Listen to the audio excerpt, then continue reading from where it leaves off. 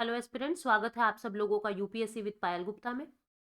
Chapter 8 spectrum को कर रहे थे हम, और जिसके अंदर रिलीजियस रिफॉर्म्स मूवमेंट्स की बातें कर रहे थे।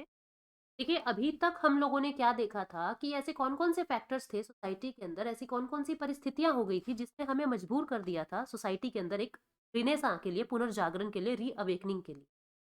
और फिर हमने देखा था कि ब्रिटिश रूल ऐसा किस तरीके से भारत को बर्बाद करता है कि भारतीयों को फील होने लगा कि ये लोग लंदन के अंदर इतने राइट्स की बातें करते हैं, और यही ब्रिटेन के लोग जब भारत के अंदर रूल कर रहे हैं तो ये हमें कोई राइट्स ही नहीं।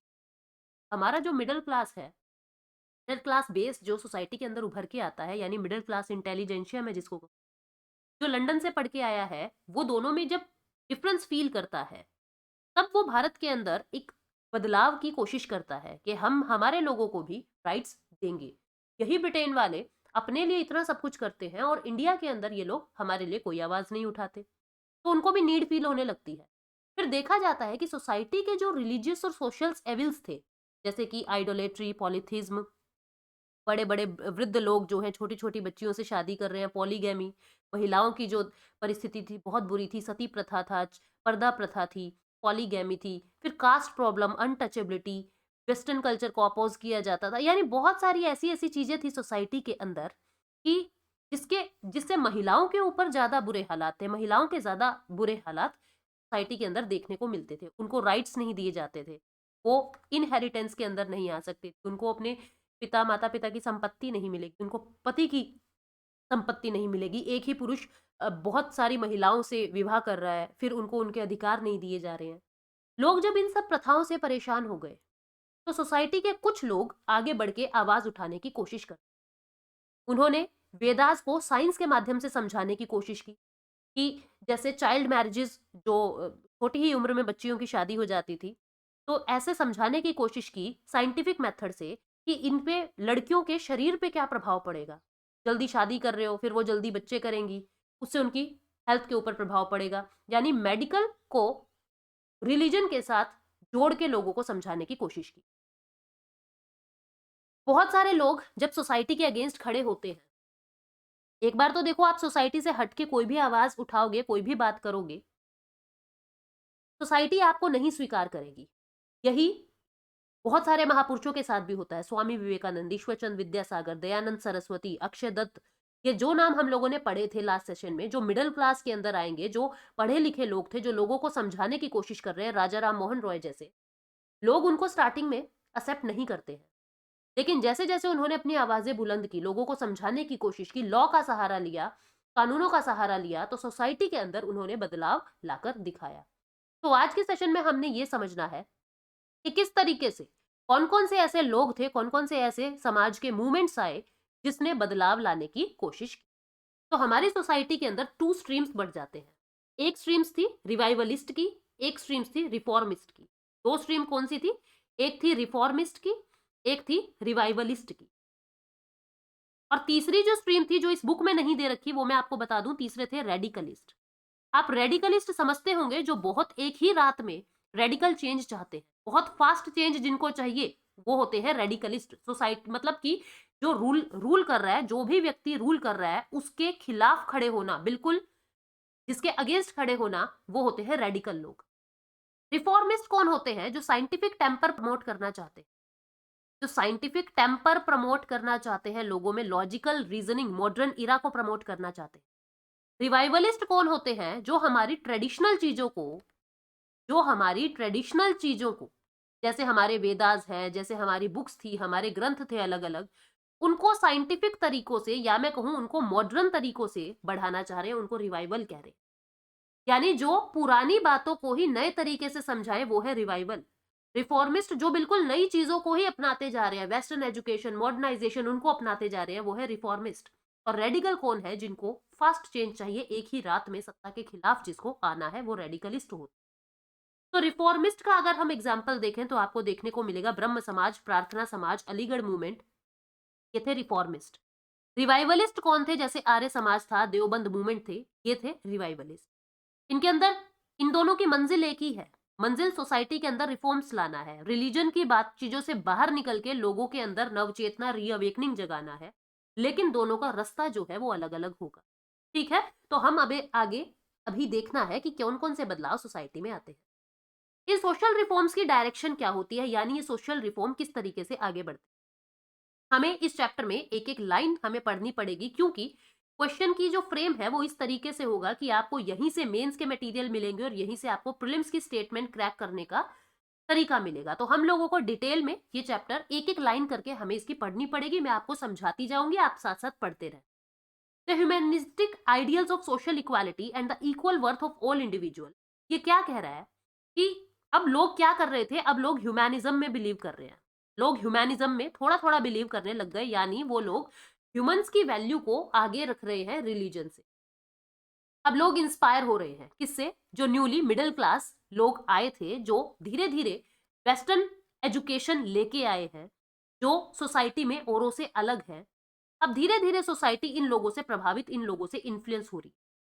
सोशल रिफॉर्म मूवमेंट्स को रिलीजियस रिफॉर्म्स के साथ मिक्स कर दिया गया, क्योंकि सोशल इल्स जैसे अनटचेबिलिटी, जैसे जेंडर बेस इनइक्विटी, ये सारी चीजें कहीं ना कहीं रिलीजन से ही निकल के आ रही थी। जैसे आप देखोगे, इस जाति के लोग ये काम नहीं करेंगे, इस जाति के लोग ये काम नहीं करेंगे, हिंदू धर्म में इसका अपमान होगा, ब्राह्मण लोग शूद्रों के साथ नहीं बैठेंगे, अलग खाना खाएंगे, उनको ब्राह्मण और शूद्र एक जगह नहा नहीं सकते हैं। तो इस तरीके से कहीं ना कहीं धर्म ही इन सभी कुरीतियों की वजह बनती आ रही थी। तो क्या किया गया, जो सोशल रिफॉर्म्स थे और जो रिलीजियस रिफॉर्म्स थे, दोनों को मिक्स करने की कोशिश की गई। बाद में क्या होता है, इन लेटर ईयर्स दो social reform movement gradually dissociated itself from the religion. बाद में क्या होगा, लेटर टाइम में आप क्या देखोगे कि जो सोशल रिफॉर्म मूवमेंट है वो अलग चली जाएगी और जो रिलीजियस मूवमेंट है वो अलग चली जाएगी। ठीक है, जो सोशल रिफॉर्म मूवमेंट है वो एक सेक्युलर अप्रोच अपना लेगी, लेकिन अभी के लिए आप जो 19th सेंचुरी के बदलाव देख रहे हो, इसमें आपको ये देखने को मिलेगा कि अभी सोशल रिफॉर्म मूवमेंट और रिलीजियस रिफॉर्म मूवमेंट दोनों एक ही है। अर्लियर द रिफॉर्म मूवमेंट का नैरो बेस था। शुरुआत में जो ये रिफॉर्म्स हो रहे थे, जो आवाजें उठ रही थी, इनका बेस बहुत नैरो था। क्या मतलब हुआ, ये केवल अपर क्लास के अंदर और मिडिल क्लास के अंदर ही सीमित था, यानी सोसाइटी का जो लोअर स्ट्रेटा था वहां तक इन रिफॉर्म्स की आवाजें नहीं पहुंचती। लेकिन बाद में जब ये रिफॉर्म्स बहुत तेजी से बढ़ते हैं, तो लोअर स्ट्रेटा के अंदर भी ये सारे रिफॉर्म्स जो है वो पेनिट्रेट हो जाते हैं और सोशल स्फीयर्स को रिकंस्ट्रक्ट कर लेते हैं। ठीक है, अब हम आगे बढ़ते हैं। शुरुआत में क्या होता है, बहुत सारी ऑर्गेनाइजेशन जैसे social conference, servants of Indian society, Christian missionaries, ये कुछ इंस्ट्रूमेंट्स थे, ये कुछ हथियार थे जिनके जरिए सोशल रिफॉर्म्स आ रहे थे। बहुत सारे एनलाइटेंड इंडिविजुअल्स इनके अंदर, बहुत सारे यानी कि साइंटिफिक टेम्पर के लोग इसके अंदर इन्वॉल्व थे, जैसे ज्योतिबा फूले, जैसे गोपाल हरी देशमुख, जैसे केटी तेलांग, बीएम मालाबारी, डीके कार्वी, श्री नारायण गुरु। आप देखोगे डीके कार्वी ने खुद किसी एक विडो से शादी की थी, प्रूव करने के लिए कि धर्म ने मेरा कुछ नहीं किया, मेरे को कुछ नुकसान नहीं पहुंचा अगर मैंने किसी विडो से शादी की है। ठीक है, तो B M Malabari, D K Karve, Shri Narayana Guru, E V Ramaswamy, B R Ambedkar, इतने सारे ये एनलाइटेंड पर्सनैलिटी अलग अलग ऑर्गेनाइजेशन से जुड़ती है और अलग अलग ऑर्गेनाइजेशंस की लीडरशिप भी करती है। मासिस तक पहुंचने के लिए, लोगों तक पहुंचने के लिए अलग अलग भाषाओं में मैसेजेस को भेजा जाता था। इंडियन लैंग्वेज के अंदर मैसेजेस को प्रोपगेट यानी फैलाना शुरू कर दिया। नॉवेल्स के माध्यम से, ड्रामास, पोइट्री, शॉर्ट स्टोरीज के माध्यम से, नुक्कड़ नाटकों के माध्यम से जो सोसाइटी के एविल्स थे उन लोगों को दिखाया गया। फिर धीरे धीरे जब साइंस आगे बढ़ती है तो सिनेमा के माध्यम से भी अपनी अपनी ओपिनियन लोगों तक पहुंचाने की कोशिश की। दो एजेंडा थे ब्रॉडली सोशल रिफॉर्म्स मूवमेंट के, 2 पॉइंट एजेंडा थे। एक तो विमेन के लिए लड़ना, यानी विमेन के बेटरमेंट के लिए लड़ना, विमेन की सोसाइटी के लिए लड़ना, और दूसरा जो अनटचेबल्स लोग थे, यानी जो शुद्राज लोग थे, उन लोगों को जो डिसेबल माना जाता था, उनकी डिसेबिलिटीज को रिमूव करना, उनको शुद्र माना जाता था, उनको तुच्छ माना जाता था, उनको अलग करना। ठीक है, यानी कि अनटचेबिलिटी को खत्म करना और विमेन्स के स्टेटस को इंप्रूव करना, सोशल रिफॉर्म मूवमेंट्स के ये 2 पॉइंट्स एजेंडा। अब विमेन्स की पोजीशन की बेटरमेंट के लिए क्या क्या स्टेप्स उठाए जाते हैं ये देखते हैं। रिफॉर्मर्स ने बहुत बड़े काम किए विमेन्स की पोजीशन को इंप्रूव करने के लिए। Women's according according according to society low status मानी जाती थी।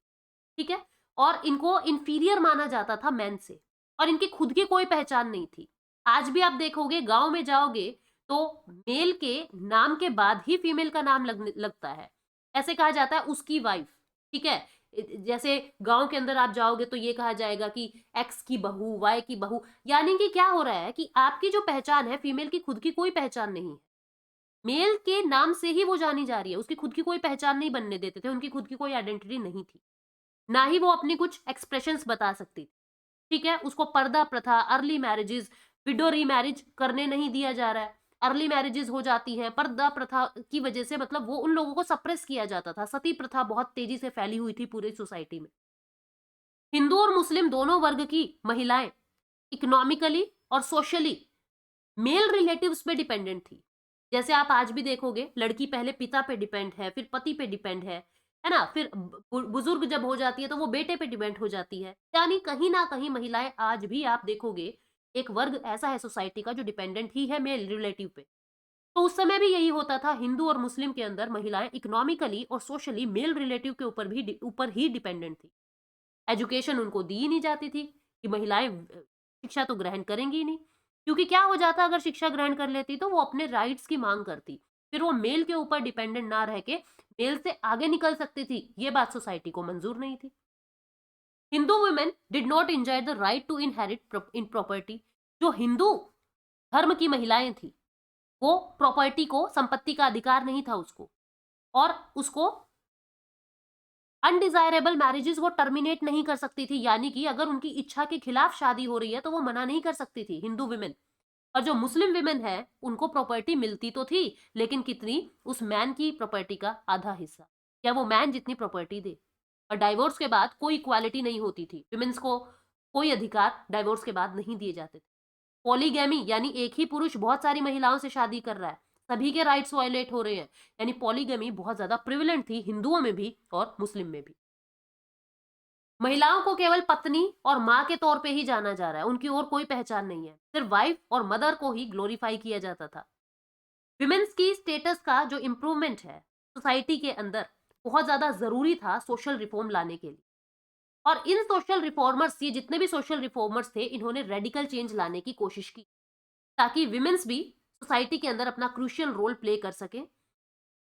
क्योंकि अभी जो था, अभी जो समाज आप पढ़ रहे हो इस किताब के अंदर, जो समय हम पहुंच चुके हैं 1857 के बाद वाला, यहाँ पे महिलाओं को आगे बढ़ना उस समय की जरूरत थी। क्योंकि एक महिला बढ़ेगी, महिला जो होती है वो, अभी भी देखो यही कहा जाता है कि एक लड़की बढ़ती है तो दो परिवारों को संवारती है। उस समय भी यही माना जाने लगा था कि जो महिलाएं हैं वो सोसाइटी के अंदर और भी ज्यादा क्रूशियल रोल प्ले कर सकती है, ठीक है? वो सोसाइटी के अंदर और अच्छे चेंज ला सकती है। और वो कब ऐसा कुछ कर पाएंगी? जब वो खुद अवेयर होंगी किन्हीं बातों से लेके, जब वो खुद एजुकेटेड होंगी, जब उनको खुद को सारी कुरीतियों से छुट्टी मिलेगी। तो इस तरीके से बहुत सारे रिफॉर्मर्स अब महिलाओं की शिक्षा के लिए काम करेंगे। जो सोशल रिफॉर्म मूवमेंट है, फ्रीडम स्ट्रगल मूवमेंट है, जो विमेन्स ने खुद ने चलाए हैं, और बाद में फ्री इंडिया कॉन्स्टिट्यूशन के अंदर भी विमेन्स के इमेंसिपेशन की बहुत सारी बातें हैं। रिफॉर्मर्स इंडिविजुअल के डॉक्ट्राइन की बातें करते हैं, इक्वालिटी की बातें करते हैं, जो जितने भी ये समाज सुधारक थे, ईश्वर चंद्र विद्यासागर जैसे लोग, और कहते हैं कि भारत के अंदर किसी भी महिलाओं को इंफीरियर स्टेटस नहीं होना चाहिए, ठीक है? ट्रू रिलीजन यही है, जब आप महिला को भी उतने ही अधिकार दो जितने पुरुषों को दे रहे हो।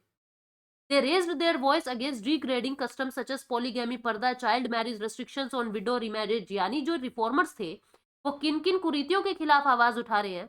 जो रीति रिवाज थे उस समय, polygamy, purdah, child marriage, restrictions on widow remarriage, इनके खिलाफ सभी लोग आवाज उठाते हैं, जो भी ये रिफॉर्मर थे।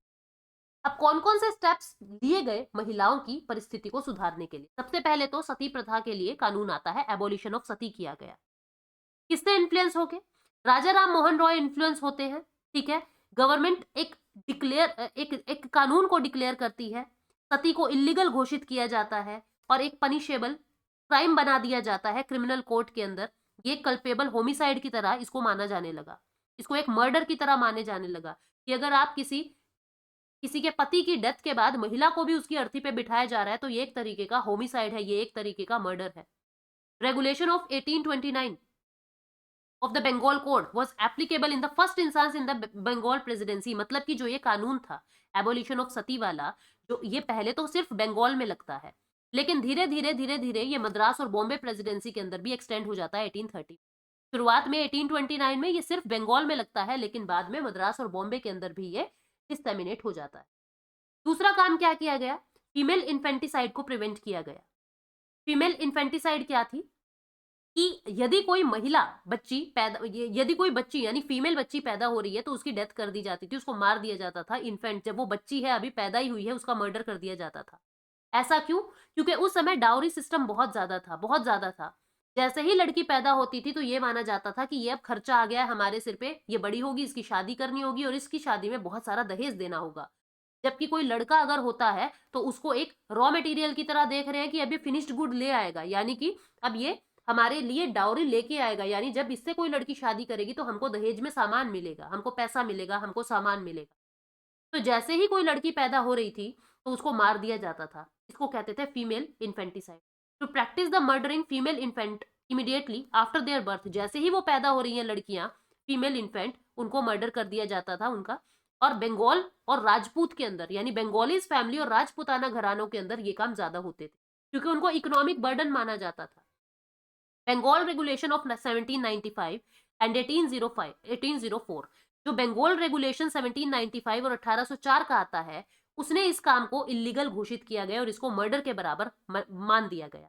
1870 में एक एक्ट पास होता है जिसके अंदर यह कहा गया कि पेरेंट्स को कंपलसरी है कि वो जैसे ही कोई बेबी पैदा होता है उसका रजिस्ट्रेशन कराएंगे और फीमेल चिल्ड्रन का वेरिफिकेशन देंगे। ठीक है, कि कुछ साल के बाद भी, जन्म के कुछ साल के बाद भी हमको वेरिफिकेशन चाहिए कि ये लड़की जिंदा है। अगर वो जिंदा नहीं है तो आपको जवाब देना पड़ेगा कि उसकी डेथ कैसे हुई, वो कैसे मरी है। अगर उस फीमेल इन्फेंटिसाइड हुआ है, अगर उसको मारा गया है तो उसको एक क्रिमिनल ऑफेंस की तरह अरेस्ट किया जाएगा, वो पनिश किया जाएगा, पेरेंट्स को पनिश किया जाएगा। समझ रहे हो? इस तरीके से फीमेल इन्फेंटिसाइड को प्रिवेंट करने के लिए लॉ आया। फिर अगली प्रॉब्लम थी विडो रीमैरिज। यदि कोई महिला विधवा हो जाती है तो उसको दोबारा शादी की परमिशन नहीं थी। मतलब पूरी जिंदगी, अपर कास्ट की है तो उसको सती होना पड़ता था, लोअर कास्ट की कोई महिला अगर विडो हो जाती है तो पूरी जिंदगी उसको कोसा जाता था, उसको परेशान किया जाता था कि तुम मनहूस हो, तुम्हारी किस्मत अच्छी नहीं है। इस तरीके से उसको डिग्रेड किया जाता था, डाउनग्रेड किया जाता था और उसको दोबारा शादी करने की परमिशन नहीं। तो ब्रह्म समाज ने इस इशू को रेज किया, विडो रीमैरिज के लिए अपनी बातों को पॉपुलराइज किया।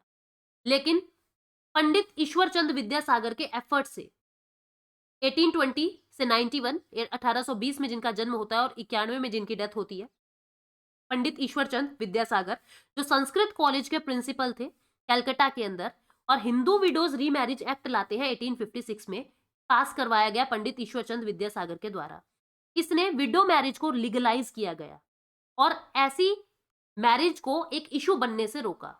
विद्यासागर ने वैदिक टेक्स्ट का माध्यम लेके, मतलब कि वेदों का माध्यम लेके, वेदों का सहारा लेके ये प्रूव किया कि हिंदू रिलीजन के अंदर विडो रीमैरिज एक पवित्र चीज है, ये कोई बुरी बात नहीं है, इसको बुरा मत समझो। कोई महिला अगर विधवा हो जाती है और वो दोबारा शादी करना चाह रही है तो उसको शादी की परमिशन दी जाए ताकि वो जिंदगी अच्छे से काट सके। ठीक है, ये ईश्वरचंद विद्यासागर की कोशिश थी जो संस्कृत कॉलेज कलकत्ता के प्रिंसिपल थे।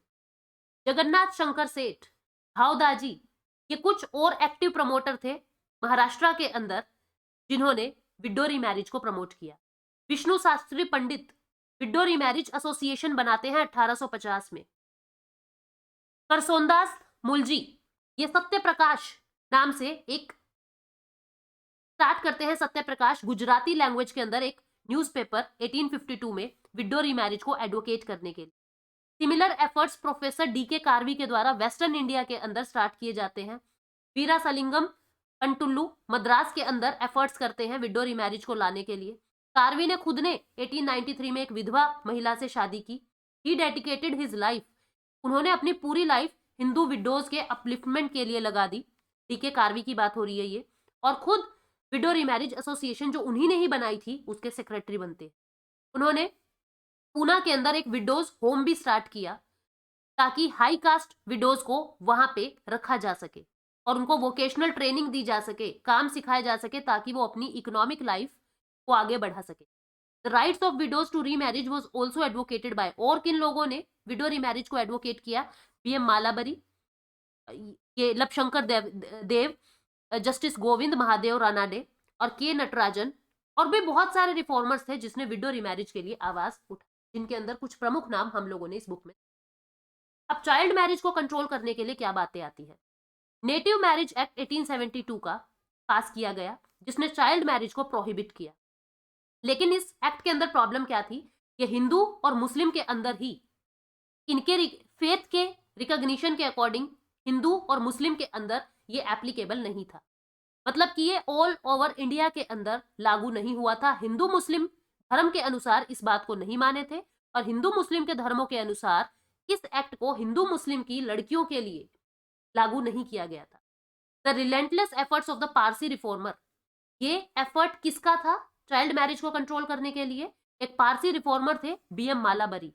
उन्होंने चाइल्ड मैरिज को कंट्रोल करने के लिए ये एज ऑफ कंसेंट एक्ट 1891 लेके आए थे, जिसमें यह कहा गया था कि 12 साल की वर्ष से नीचे की किसी लड़की का विवाह नहीं हो सकेगा। फिर शारदा एक्ट आता है 1930 का, जिसने लड़कों के लिए 18 वर्ष कम से कम उम्र और लड़कियों के लिए 14 वर्ष कम से कम उम्र बनाई शादी के लिए। प्री इंडिया के अंदर child marriage restrain amendment act आता है 1978 में, जिसने महिलाओं की एज 15 से 18 कर दी और बॉयज की एज 18 से 21 कर दी। यानी गर्ल्स के लिए मिनिमम एज कितनी कर दी गई? 18, और बॉयज के लिए मिनिमम एज कितनी कर दी 1978 में? 21। 1978 में आप देखोगे 2020 में इस एज को फर्दर बढ़ा दिया गया। गर्ल्स के लिए इस एज को कितना कर दिया? 21, और बॉयज के लिए इस एज को कितना कर दिया? 24। क्योंकि आज शादी तब करो जब आप इंडिपेंडेंट हो चुके हो, इकोनॉमिकल फाइनेंशियल इंडिपेंडेंट हो चुके हो। आप किसी से शादी कर रहे हो और उसके ऊपर जाके बर्डन बन रहे हो तो वो रिलेशनशिप ज्यादा नहीं चलेंगे। ठीक है, तो चाइल्ड मैरिज को कंट्रोल करने के लिए पारसी रिफॉर्मर बीएम मलबरी का बहुत बड़ा हाथ था। लेकिन इस एक्ट में दिक्कत ये थी, ये हिंदू और मुस्लिम के अंदर एप्लीकेबल नहीं। समझ गए? अब विमेन्स की एजुकेशन के ऊपर भी काम किया जाता है और किस तरीके से विमेन्स की एजुकेशन को प्रमोट किया जाता है। क्योंकि देखो, महिलाएं कब आगे बढ़ सकेंगी या कोई भी व्यक्ति कब आगे बढ़ सकता है? जब उसको शिक्षा मिलेगी। तो विमेन्स को आगे बढ़ाने के लिए विमेन्स को एजुकेट करवाने की कोशिश की गई। जो क्रिश्चियन मिशनरीज थे उन्होंने सबसे पहले कैलकाटा के अंदर कैलकाटा फीमेल जुवेनाइल सोसाइटी 1819 में शुरू की। एक बेथ्यून स्कूल शुरू होता है जिसको जेईडी बेथ्यून फाउंड करते हैं, उसकी स्थापना करते हैं। जो काउंसिल ऑफ एजुकेशन कैलकाटा 1849 में प्रेसिडेंट थे यानी अध्यक्ष थे। ठीक है, इन्होंने विमेन्स की एजुकेशन को बढ़ाने के लिए 1840 से लेकर 1850 तक बहुत सारे प्रयास किए। पंडित ईश्वर चंद्र विद्यासागर ने भी स्कूल्स खोले बंगाल के अंदर महिलाओं के लिए, विमेन एजुकेशन के लिए। चार्ल्स वुड का जो डिस्पैच आया था विमेन एजुकेशन के ऊपर, जो चार्ल्स वुड का वुड डिस्पैच आया था 1854 में, उसने भी बहुत ज्यादा स्ट्रेस डाला इस बात पे कि हमको फीमेल की एजुकेशन की बहुत ज्यादा जरूरत है।